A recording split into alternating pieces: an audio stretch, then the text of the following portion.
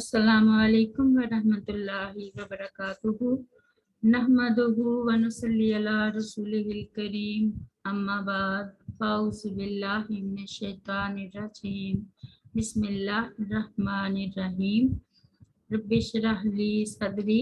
व यस्सिर ली अमरी वहलुल उक़दतम मिन लिसानी यफ़क़हू क़ौली rabbi ज़िदनी इल्मा rabbi ज़िदनी इल्मा rabbi ज़िदना इल्मा अल्लाहुम्मा फ़क़िहना फ़िद्दीन रब्बि यस्सिर वला तुअस्सिर वतम्मिम बिल खैर। आज हम सूरत अल माइदा की आयत नंबर 6 से पढ़ेंगे इंशाअल्लाह। बिस्मिल्लाहिर्रहमानिर्रहीम। या अय्युहल्लज़ीना, ऐ वो लोगो जो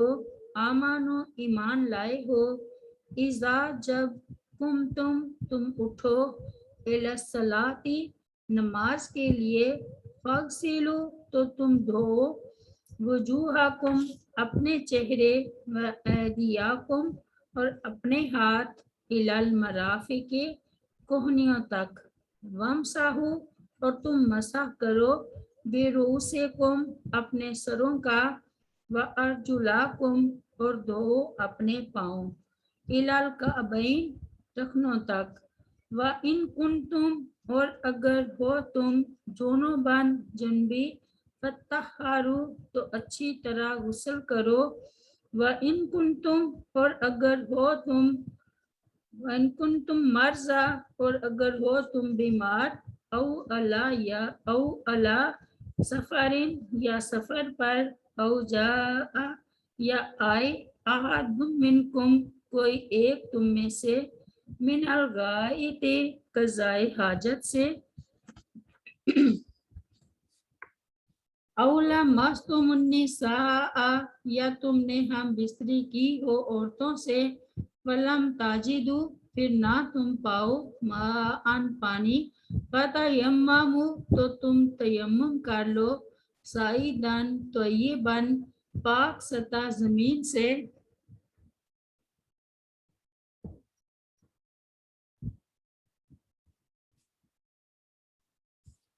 फमसाहू फिर तुम मसह करो, बिवुजूहिकुम अपने चेहरों का, व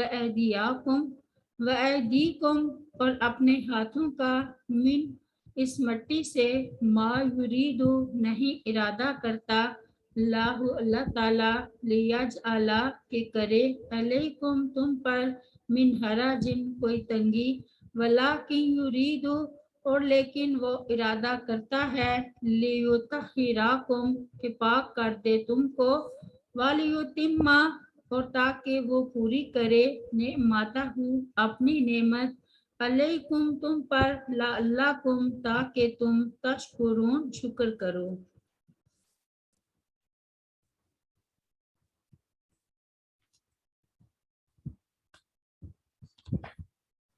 इस आयत करीमा में अल्लाह ताला ने नमाज के लिए वुज़ू करने, जमा के बाद गुस्ल करने और अगर पानी ना हो तो वुज़ू और गुस्ल के बजाय तयम्मुम करने के अहकाम सादर फरमाए हैं। इज़ा कुंतुम इलस्सलाति फ़ग़सिलू वुजूहकुम व ऐदियाकुम इलल मराफ़िक़ि वमसहू बिरुऊसिकुम व अर्जुलाकुम इलल कअबैन।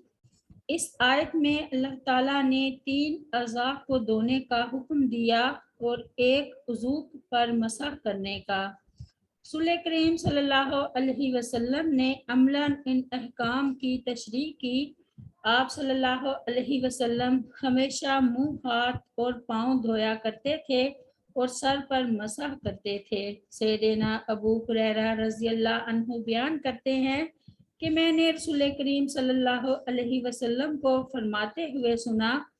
मेरी उम्मत के लोगों को क़यामत के दिन इस हाल में पुकारा जाएगा कि वुज़ू की वजह से उनके चेहरे और हाथ पाँव रोशन होंगे। सो तुम में से जो शख्स अपनी ये रोशनी बढ़ाने की ताकत रखे तो वो ऐसा ज़रूर करे। सैयदना अबू हुरैरा रज़ियल्लाहु अन्हु बयान करते हैं कि रसूलुल्लाह सल्लल्लाहु अलैहि वसल्लम ने फरमाया, جب کوئی مسلمان یا فرمایا مومن بندہ وضو کرتا ہے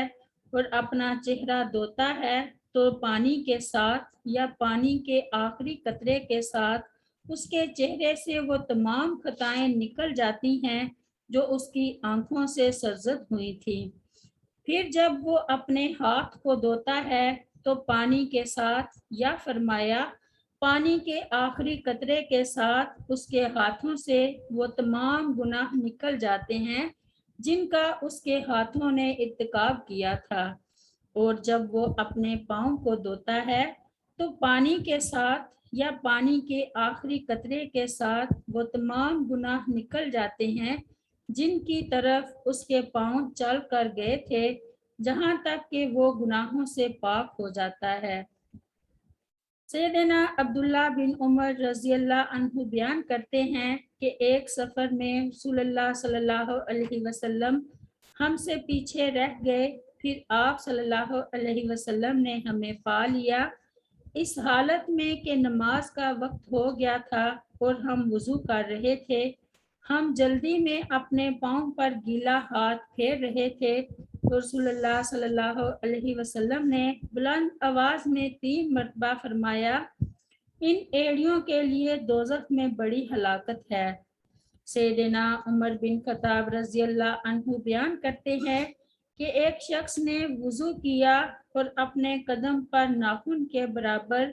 جگہ خشک چھوڑ دی۔ رسول اللہ صلی اللہ علیہ وسلم نے دیکھا تو فرمایا، واپس جاؤ اور اچھی طرح وضو کرو۔ وہ شخص واپس گیا اور اس نے دوبارہ وضو کر کے نماز پڑھی۔ عطا بن یسار رحمہ اللہ سیدنا عبداللہ بن عباس رضی اللہ عنہ کے بارے میں بیان کرتے ہیں کہ انہوں نے وضو شروع کیا تو اپنا چہرہ دھویا اس طرح کہ پہلے پانی کا ایک چلو لیا اور اس سے کلی کی اور ناک میں پانی ڈالا، پھر پانی کا ایک اور چلو لیا، پھر اس کو اس طرح کیا یعنی دوسرا ہاتھ ساتھ ملا لیا اور اس سے چہرے کو دھویا، پھر پانی کا چلو لے کر اس سے اپنا دایاں ہاتھ یعنی بازو دھویا، پھر پانی کا چلو لے کر اس سے اپنا بایاں ہاتھ یعنی بازو دھویا، پھر سر کا مسح کیا، پھر پانی کا چلو لے کر اپنے دائیں پاؤں پر ڈالا اور اسے دھویا، پھر پانی کا چلو لے کر اپنے بائیں پاؤں کو دھویا اور کہا، میں نے رسول اللہ صلی اللہ علیہ وسلم کو اسی طرح وضو کرتے ہوئے دیکھا تھا۔ عمران رحمہ اللہ بیان کرتے ہیں کہ میں نے سیدنا عثمان بن عفان رضی اللہ عنہ کو وضو کرتے ہوئے دیکھا۔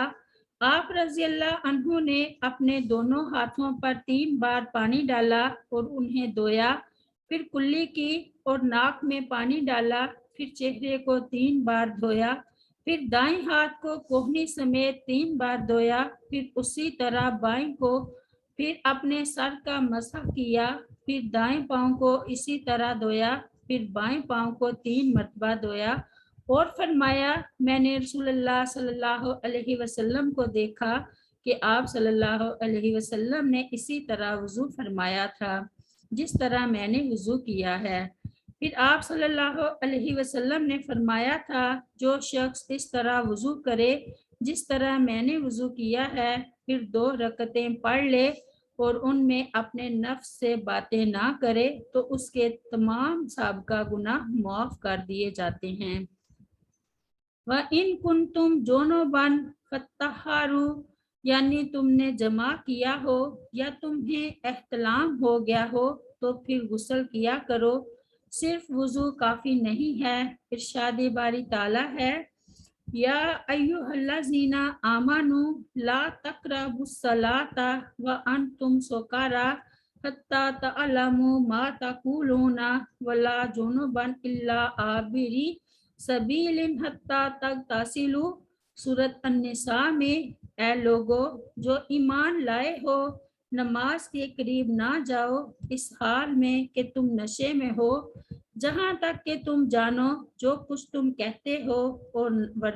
نہ اس حال میں کہ جنبی ہو مگر راستہ عبور کرنے والے جہاں تک کہ غسل کر لو۔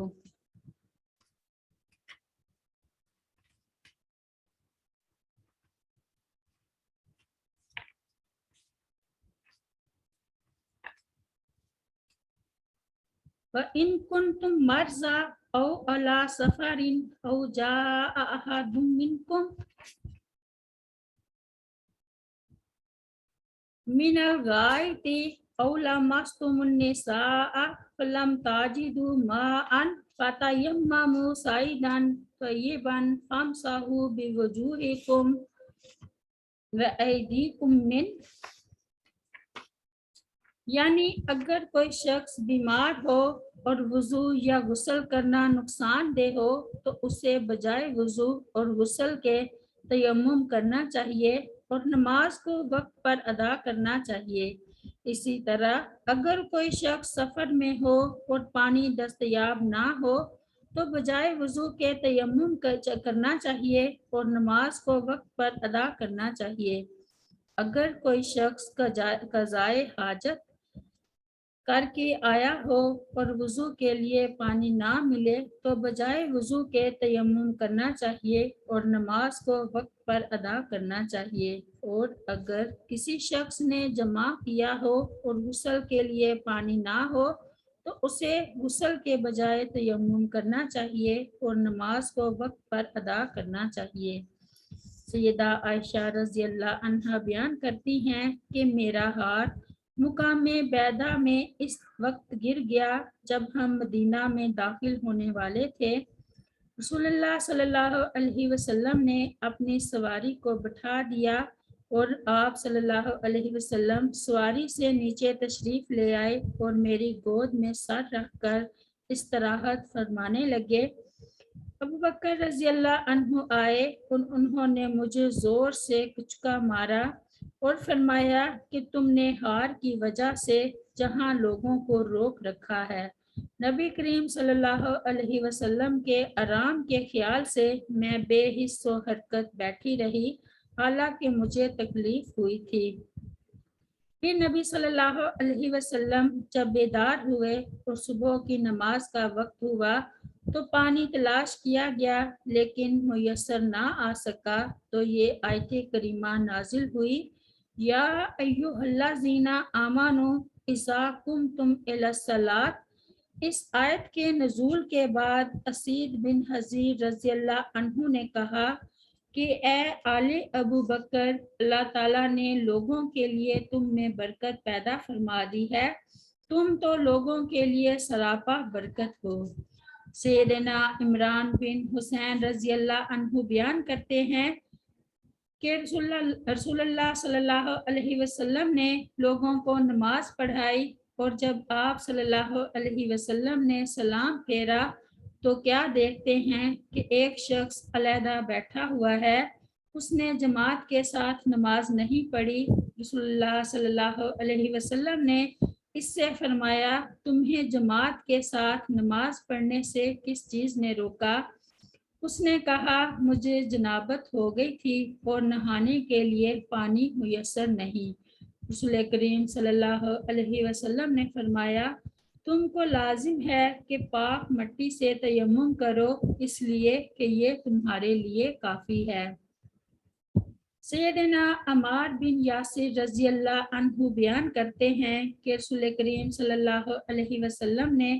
مجھے کسی کام کے لیے بھیجا، مجھے احتلام ہو گیا اور پانی نہیں ملا، لہٰذا میں نے چوپائے کی طرح مٹی میں لوٹ پوٹ لیا، پھر میں نے اس کا ذکر نبی صلی اللہ علیہ وسلم سے کیا۔ آپ صلی اللہ علیہ وسلم نے فرمایا تمہارے لیے اس طرح کرنا کافی تھا، اور آپ صلی اللہ علیہ وسلم نے دونوں ہاتھ زمین پر مارے، پھر انہیں پھونکا اور دونوں سے چہرے اور ہاتھوں کا مسح کیا۔ یہ تھا ہمارا قرآن کی زیر نگرانی وضو کا طریقہ۔ السلام علیکم ورحمۃ اللہ وبرکاتہ۔ سبحان ربک رب العزت عما یصفون وسلام علی المرسلین والحمد للہ رب العالمین۔